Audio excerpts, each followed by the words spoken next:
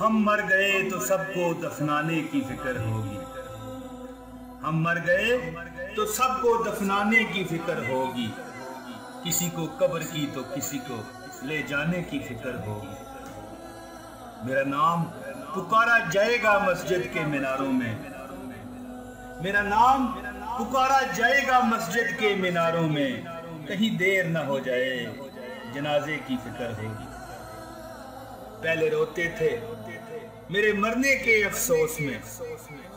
पहले रोते थे मेरे मरने के अफसोस में। हम चले गए उनको खाने की फिक्र होगी।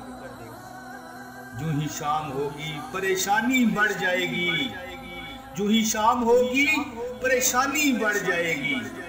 कितने मेहमान आ गए सुलाने की फिक्र होगी। खूब चावल बनाएंगे सब गोश्त मिलके खाएंगे। खूब चावल बनाएंगे सब गोश्त मिलकर खाएंगे।